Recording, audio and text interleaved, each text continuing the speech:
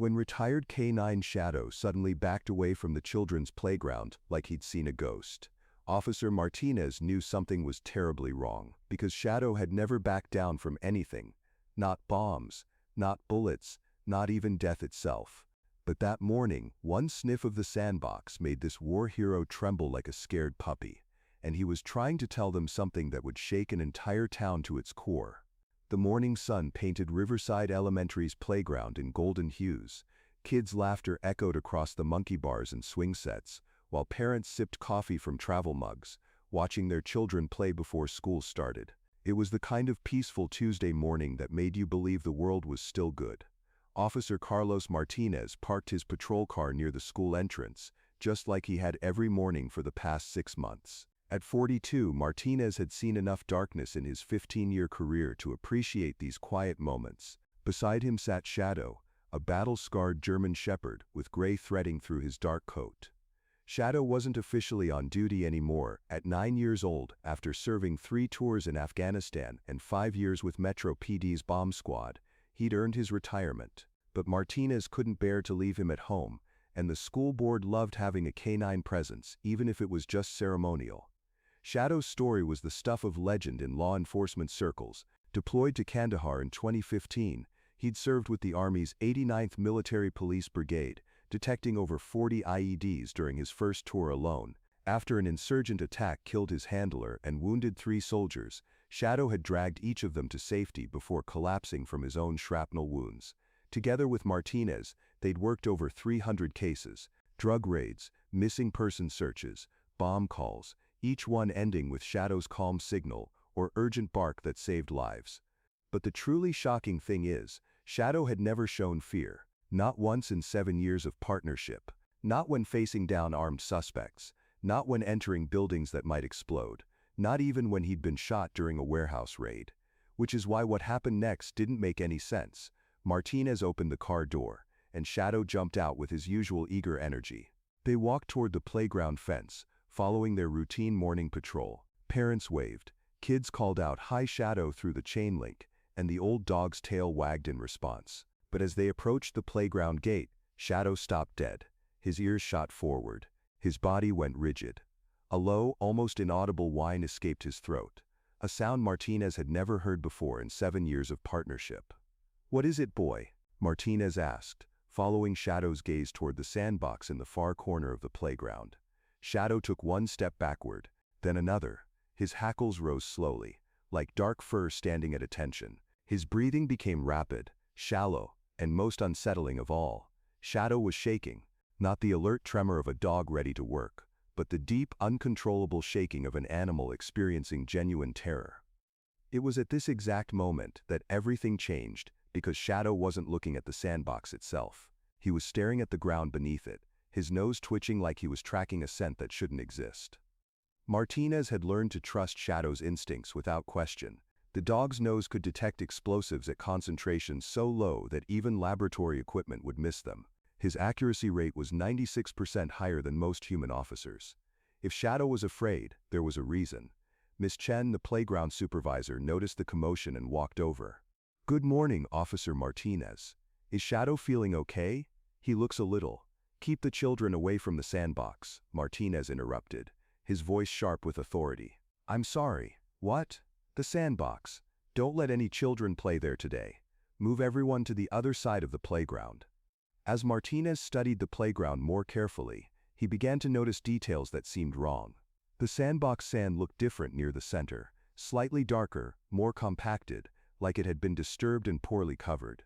The surrounding grass showed subtle brown patches in a roughly rectangular pattern, as if something underground was affecting the root system. And there was a smell. Faint, but once he focused on it, unmistakable. The sweet, cloying odor of decay mixed with something chemical and sharp that made his nose burn. You haven't seen the biggest surprise yet, because Martinez called for backup, then phoned the school principal. "Mrs. Rodriguez, this is Officer Martinez. I need you to cancel outdoor recess today. We might have a situation." "What kind of situation?" Martinez looked at Shadow, who had now backed up 20 feet from the playground gate, and was lying flat on his belly, as far from the area as possible while still maintaining visual contact. "The kind that requires more than just a patrol officer." Within 2 hours, Riverside Elementary's parking lot looked like the scene of a federal emergency. 3 police cruisers, an FBI mobile command unit, a hazmat response team, and vehicles from the State Environmental Protection Agency formed a semicircle around the school. Detective Sarah Walsh, a 20-year veteran of the FBI's Behavioral Analysis Unit, had been called in from the regional office. She specialized in cases involving missing children and had consulted on over 200 kidnapping investigations. "Tell me about your dog," she said to Martinez. "Shadow's the best canine I've ever worked with. 3 tours overseas, 5 years on the bomb squad. He's detected everything from C4 to homemade explosives, tracked suspects through 3 states. He doesn't spook easily." Walsh knelt a safe distance from Shadow, observing his posture. "But he's spooked now," terrified Martinez confirmed. "I've never seen him like this." Dr. James Fletcher, the hazmat team leader, approached with a tablet displaying preliminary readings. "We've run atmospheric tests around the playground perimeter. Elevated carbon dioxide levels near the sandbox, trace amounts of methane, and something else we can't identify yet. Chemical residue," Walsh asked. "Possibly, but the pattern suggests the source is subsurface. Whatever's causing these readings is coming from underground. Wait a second, don't miss this detail, because while the adults were conferring, Shadow had moved to a specific position 30 yards from the playground. He wasn't randomly fleeing, he was positioning himself at the exact spot where he could monitor the playground while staying upwind of whatever he was detecting." Martinez pointed this out to Walsh. "Shadow always works the wind. In the field, he'd position himself to catch scent trails without contaminating his own nose. He's not just scared, he's strategically positioned, like he's conducting surveillance," Walsh observed. "Exactly. Which means he thinks there's still an active threat." The ground-penetrating radar team arrived at 2 p.m. Dr. Rebecca Santos, a geological surveyor who'd worked with law enforcement on dozens of clandestine burial sites, began setting up her equipment near the sandbox. The first radar pass revealed an anomaly immediately. Dr. Santos stared at her screen, then ran the scan again to confirm what she was seeing. "Detective Walsh," she called over. "You need to see this." The radar showed a large void space approximately 8 feet beneath the sandbox, but it wasn't a natural cave or simple burial site. The edges were too regular, too geometric. Someone had built something down there. "How big?" Walsh asked. "At least 15 by 20 feet. And it's not alone. I'm reading what looks like a corridor extending north toward the school building. What you've seen so far is nothing, because the radar scan revealed that the underground structure wasn't just under the playground. It extended beneath nearly a quarter of the school grounds, with multiple chambers and what appeared to be access tunnels connecting to the municipal storm drain system." Principal Rodriguez made the announcement at 3:15 p.m. Parents received automated calls explaining that the school was closing early due to infrastructure concerns. No mention was made of the investigation, but rumors were already spreading. By evening, the local news had picked up the story, but official details were scarce. The police department's spokesperson would only confirm that an ongoing investigation was taking place. That night, Martinez took Shadow home to his small house on the outskirts of town. The dog, normally content to sleep at the foot of Martinez's bed, paced the living room for hours. Every few minutes he'd stop at the window facing toward the school and let out a low whine. "What are you trying to tell me, boy?" Martinez whispered. "What did you smell down there?" The excavation began at dawn on Thursday. A full forensic team had been assembled overnight. FBI evidence specialists, state police investigators, environmental engineers, and a specialized urban search and rescue unit. Shadow refused to come within 50 yards of the dig site.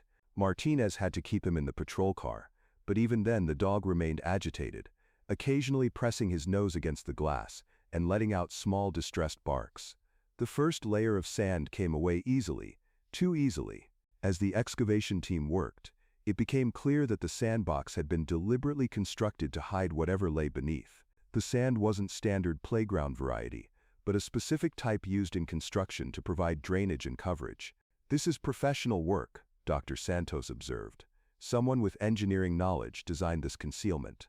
At 10 feet down, they hit concrete. Not the rough pour of a makeshift bunker, but smooth, professionally finished concrete reinforced with steel rebar." As more of the structure was exposed, architectural details emerged that sent a chill through the investigation team. This wasn't just a hidden room. Agent Walsh called for additional federal resources. By afternoon, representatives from the Department of Homeland Security, the ATF, and the U.S. Marshal Service had arrived on scene. But the truly shocking thing is, the structure wasn't abandoned. Fresh air circulation systems were still functioning. Electrical lines, illegally tapped from the school's main power grid, provided lighting and ventilation to the underground facility. Dr. Fletcher's atmospheric readings became increasingly concerning as they approached the main access point. "I'm reading traces of sedatives," he told Walsh after running samples through his mobile laboratory. "Specifically compounds used in medical anesthesia, and something else, pheromones associated with human stress responses." "Fear," Walsh translated grimly. "Intense, prolonged fear." The main entrance was discovered Thursday evening, a steel door, painted to blend with the concrete walls and sealed with an electronic locking mechanism that had been bypassed with professional precision. It was at this exact moment that everything changed, because when they finally opened the door, the sound that emerged wasn't mechanical. It was human. Weak, distant, but unmistakably human. Children's voices, calling for help. Agent Walsh led the team, followed by 2 tactical specialists, a paramedic and Dr. Fletcher with atmospheric monitoring equipment. The facility was larger and more sophisticated than anyone had imagined. A main corridor extended 40 feet into the earth before branching into multiple chambers. Emergency lighting activated automatically when they breached the entrance, revealing a space that looked like a cross between a medical facility and a prison. "Command, we have visual on the facility interior," Walsh radioed. "Multiple rooms, professional construction, active environmental systems." The first chamber contained what appeared to be an office space. Desks, filing cabinets, computer equipment that had been hastily abandoned. Papers were scattered across the floor, and several monitors displayed error messages. In the second chamber, they found the children. 7 kids, ranging in age from approximately 8 to 14, in various states of malnutrition and psychological trauma. They were housed in what could only be described as modified prison cells, small rooms with reinforced doors, minimal furnishing, and observation windows. Wait a second, don't miss this detail. The children weren't just imprisoned. Each cell was numbered, and detailed medical charts hung outside each door tracking weight, psychological state, and response to various treatments. The paramedic immediately began medical assessment, while Walsh and her team secured the area. The children were weak, dehydrated, and clearly traumatized, but alive. Most were too frightened to speak, but the oldest, a girl of about 14 with dark hair and haunted eyes, managed to whisper a few words. "Please don't let them come back," she said. "Please don't let them take us again." Agent Walsh knelt beside the girl's stretcher. "What's your name, sweetheart?" "Emma. Emma Morrison. I've been here I don't know how long. The lights never change. They said my parents didn't want me anymore." Walsh felt her stomach clench. Emma Morrison had been reported missing from her home in Chicago 18 months ago. Her disappearance had triggered a massive search effort. Her parents had never stopped looking. You haven't seen the biggest surprise yet, because as the investigation team explored deeper into the facility, they discovered this wasn't just a holding area. It was a way station, part of a larger network designed to move children from one location to another, while keeping them hidden from law enforcement. The third chamber contained evidence that chilled even veteran investigators: maps of the region with other facilities marked, transportation schedules, and communication logs detailing the movement of packages between various locations. The operation was vast, professional, and had been running for years. The rescue operation took 6 hours. Each child required careful medical evaluation before being moved to the surface. Most were suffering from malnutrition, dehydration, and psychological trauma so severe that specially trained counselors had to be brought in. Shadow watched from the patrol car as the children were brought up from the underground facility. For the first time in 3 days, Martinez noticed a change in his partner's behavior. The dog's ears were still alert, but the trembling had stopped. His tail wagged once, just once, when the last child was carried to the waiting ambulance. "You knew they were down there, didn't you, boy?" Martinez whispered. "You could smell their fear, their pain. That's why you were so scared." As FBI teams processed the evidence from the underground facility, the scope of the criminal network became clear. This wasn't a local operation. It was a sophisticated international trafficking ring, with connections to organized crime groups in multiple countries. The database found in the facility contained information on over 500 missing children, with detailed records of their movement through the network. Financial records indicated they'd moved over $50 million through the operation in the past 2 years. We're looking at one of the largest child trafficking operations ever uncovered in the United States, Walsh briefed federal prosecutors. The children rescued from Riverside Elementary provided crucial information once they'd received medical and psychological support. Each had been abducted from different states using various methods, some taken from their homes, others lured away from public places. Michael Chen, age 10, had been taken from a rest stop in Nevada while his family was driving cross-country. The man with the glasses said my mom and dad were dead, Michael told Dr. Hayes, the trauma counselor. He showed me fake newspaper articles about the accident. I believed him. Sarah Rodriguez, 12, had been abducted from her school in Texas by a woman posing as a social worker. She had official papers, Sarah remembered. She said my mom was in the hospital and I needed to come with her right away. But the truly shocking thing is, the network had been operating by exploiting legitimate systems, fake social workers, fraudulent medical emergencies, forged custody documents. They used the very systems designed to protect children as weapons to take them. The investigation revealed that the Riverside facility had been operational for over 3 years. The trafficking network had specifically chosen the location because abandoned Cold War-era bunkers beneath the area provided ready-made hiding spaces. The playground had been built deliberately to mask the entrance and provide cover for the operation. Children playing above would create noise to mask any sounds from below, while the school's presence would discourage investigation.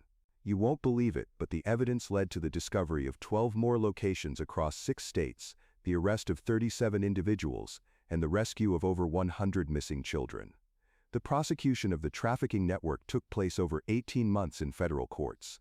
Marcus Webb, identified as the network's regional coordinator, was arrested at his home in Denver, 3 days after the Riverside facility was discovered. Webb was essentially the operations manager for this region, explained federal prosecutor Amanda Ross during Webb's trial. He oversaw the acquisition, transport and placement of children throughout a network that stretched from Texas to Montana. Martinez and Shadow attended every day of the proceedings, with Shadow serving as an unofficial therapy dog for family members of the victims. During his testimony, Martinez described Shadow's behavior in the days leading up to the discovery. Shadow is trained to alert to explosives, drugs, and other dangerous substances, but what he detected under that playground was human suffering on a scale that no training could have prepared him for.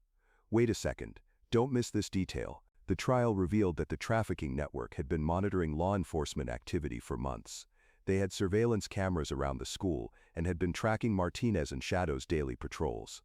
They knew the officer and his dog visited the school every morning, prosecutor Ross told the jury. They modified their schedule to avoid detection, but they couldn't mask the scent of fear and trauma that Shadow was trained to recognize. The trials resulted in 17 convictions on federal charges. Sentences ranged from 15 years to life in prison without possibility of parole. Marcus Webb received life in prison. During his sentencing hearing, Emma Morrison chose to address the court. "You stole 18 months of my life," she told Webb, her voice steady despite tears. "You made me believe my parents didn't love me. But you couldn't steal my hope, and you couldn't stop a dog from caring enough to keep trying to save us." The Riverside community struggled to process the revelation that such darkness had existed beneath their children's playground. The playground was demolished within a month of the rescue. In its place, the community decided to build a memorial garden. The memorial's centerpiece was a bronze statue of a German shepherd in an alert position, with 7 smaller figures representing the children arranged around the base. A plaque read, "In honor of Shadow, who listened when others could not hear, and saw when others could not see." Martinez spoke at the memorial's dedication ceremony. "Shadow taught our community that heroism comes in many forms. Sometimes it's the courage to investigate when something feels wrong. Sometimes it's simply refusing to walk away when every instinct tells you someone needs help. What you've seen so far is nothing, because the impact of Shadow's discovery extended far beyond Riverside." The case became a catalyst for federal legislation, strengthening penalties for child trafficking, and increasing funding for prevention programs. The Shadow Act, signed into law 14 months after the rescue, allocated $50 million annually for K-9 programs specifically designed to detect human trafficking operations. The legislation also established the National Center for Missing and Trafficked Children. Dr. Paula Williams, the veterinary behaviorist who worked with Shadow during his recovery, established the Shadow Foundation, training dogs to detect signs of human distress and trafficking operations. What Shadow accomplished was extraordinary, but it doesn't have to be unique, she explained. The 7 children rescued from the facility each followed different paths to recovery. Emma Morrison became an advocate for missing children, speaking at high schools about safety awareness. Michael Chen returned to his family in Nevada and resumed a normal childhood with extensive therapy. Sarah Rodriguez moved to a new state with her family to start fresh. You haven't seen the biggest surprise yet. 5 of the 7 rescued children went on to pursue careers in law enforcement, social work, or victim advocacy. The trauma they experienced gave them unique insight into helping other victims and preventing future crimes. Shadow worked for 2 more years after the Riverside rescue, but his role shifted from active patrol to community education and therapy work. He visited schools across the region, teaching children about safety while serving as a living example of the bond between humans and animals. Shadow shows kids that heroes come in all forms, explained teacher Susan Park during one of his school visits. Some wear badges, some have 4 legs, and some are just ordinary people who choose to pay attention when something seems wrong. Martinez noticed that Shadow seemed happiest during these educational visits. The dog who had carried the burden of knowing about trapped children finally had a way to actively protect kids by teaching them safety. On Shadow's 10th birthday, the Riverside Police Department threw him a celebration that became a community-wide event. Hundreds of people attended, including many of the children he'd helped save. But the truly shocking thing is, Shadow's influence extended beyond his immediate community. Police departments across the country began implementing Shadow protocols, procedures for investigating when canine units display unusual fear or distress responses. The protocols led to the discovery of 3 additional trafficking operations within 2 years. In each case, dogs had shown behavioral changes that had previously been dismissed. When investigated thoroughly, the dogs' responses led to the rescue of 23 more children. The International Working Dog Foundation established the Shadow Award, an annual recognition for canine units that demonstrate exceptional dedication to protecting human life. Shadow passed away peacefully on a sunny Tuesday morning in spring, exactly 3 years after the Riverside rescue. Martinez found him in his favorite spot by the window that faced toward the memorial garden, as if he had finally allowed himself to rest. The funeral was unlike anything the town had ever seen. Over 2,000 people attended, including the 7 children Shadow had saved, now teenagers building new lives. FBI agents, police officers, and canine handlers came from 12 states to pay their respects. Emma Morrison, now 18 and studying criminal justice, spoke at the service. Shadow taught us that heroism isn't about being fearless, she said. It's about being afraid, and still doing what's right. He was terrified of what he sensed under that playground, but he never stopped trying to tell us that children needed help. Martinez struggled to speak through his grief. Shadow served in war zones and dangerous operations for over a decade. But his greatest act of courage wasn't facing explosives or armed suspects. It was refusing to give up when he knew innocent children were suffering. It was at this exact moment that everything changed, because Shadow's death wasn't an ending. It was the beginning of a movement that would save hundreds more lives. The Shadow Foundation had grown into a national organization with training facilities in 6 states. Over 200 dogs had been trained in the Shadow method, a specialized protocol for detecting human distress and trafficking operations. Dogs trained in the technique had been responsible for rescuing over 2,000 trafficking victims, locating hundreds of missing persons, and preventing countless potential tragedies. The success stories continued mounting. In Texas, a golden retriever named Hope detected a hidden room where 12 children were being held. In Oregon, a German shepherd named Justice alerted officers to unusual activity at a truck stop, leading to the rescue of 8 victims. Wait a second, don't miss this detail. Shadow's influence had reached international levels. Interpol adopted Shadow Protocol as standard procedure for canine units working human trafficking cases. Dogs trained in the Shadow method were deployed in 17 countries. 5 years after Shadow's passing, the impact of his discovery continued to expand. The Riverside rescue had become a case study taught in law enforcement academies worldwide, and Shadow's law had been enacted in 37 states.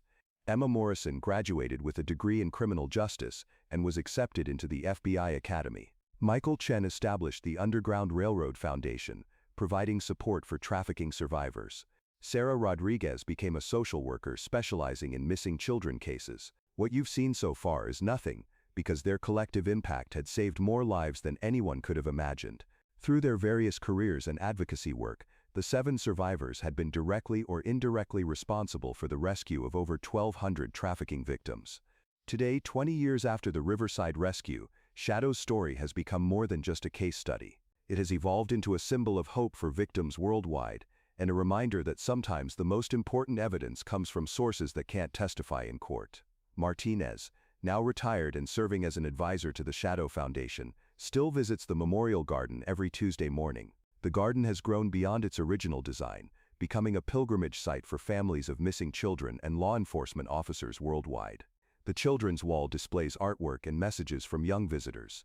One message from a 10-year-old girl in Japan reads, "Dear Shadow, thank you for teaching dogs how to save mommies.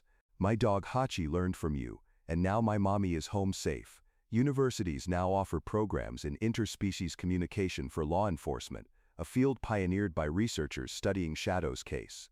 The Shadow method has been incorporated into canine training programs in 87 countries. You won't believe it, but on the 20th anniversary of the rescue, the 7 survivors announced the establishment of the Shadow Endowment, a billion-dollar fund dedicated to ending human trafficking worldwide. "Shadow gave us our lives back," Emma explained during the announcement. "This endowment is our way of ensuring that his gift keeps giving, that his courage continues to save children long after we're gone." Shadow's legacy reminds us that every community has potential heroes hiding in plain sight. The courage to trust instincts and speak up when something feels wrong. Shadow's greatest gift wasn't his extraordinary ability to detect human suffering, it was his refusal to stay silent about what he discovered. A librarian in Oregon noticed suspicious online activity and reported it, leading to a predator's arrest. A postal worker in Maine recognized unusual medical supply deliveries and uncovered an organ trafficking operation. A gas station attendant in Texas noticed fearful children in a van and alerted authorities, rescuing 6 trafficking victims. You haven't seen the biggest surprise yet. Shadow's true legacy isn't measured in awards or statues. His legacy is the understanding that every living being has the capacity to protect others, and sometimes the most important thing we can do is refuse to look away when we encounter suffering. Today, children around the world sleep safely because a German shepherd named Shadow refused to ignore their cries for help. Police dogs use techniques inspired by his behavior. Survivors work in careers dedicated to helping others escape similar horrors. Most importantly, communities have learned to pay attention when someone tries to tell them something is wrong. They've learned that heroism isn't about being fearless, it's about being afraid and acting anyway.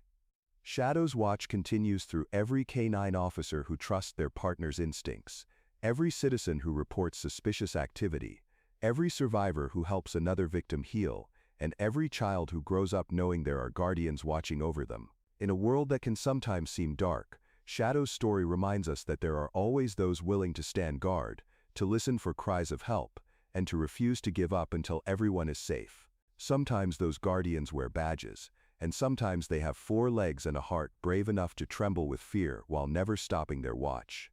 The morning sun rises over Riverside Elementary's Memorial Garden, just as it did 25 years ago when Shadow first detected something wrong. Children's laughter echoes from the new playground, where modern safety protocols ensure the horrors of the past can never be repeated. Visitors come daily to touch Shadow's bronze nose and leave flowers at his statue's base. A new generation learns about Shadow in schools worldwide, learning to trust their instincts and understand that heroes come in all forms. And sometimes, on quiet Tuesday mornings, when the light hits just right, visitors swear they can see Shadow's bronze tail wag, just once, as if he's still on duty, still keeping watch, still protecting children he will never meet but will never stop caring about. Thank you for following Shadow's journey from fear to courage, from silence to salvation. This story reminds us that true heroism isn't about the size of your voice, it's about the size of your heart and your willingness to use whatever gifts you have to protect others. We want to hear from you. Have you ever had a moment when an animal tried to tell you something important? Have you followed your instincts when a situation felt wrong? What would you do if your dog suddenly refused to enter a place they'd been comfortable before? Share your thoughts in the comments below. If Shadow's story moved you, Please share this video with someone who believes in the power of listening to those who communicate without words. Don't forget to subscribe for more incredible stories of animal heroes who change the world one bark, one warning, one moment of courage at a time. Remember, sometimes the most important messages come from those who speak only with their hearts. Be brave enough to listen. Be courageous enough to act. Be like Shadow. Refuse to give up when someone needs your help. Sometimes saving the world begins with refusing to take another step until someone pays attention to what only you can see.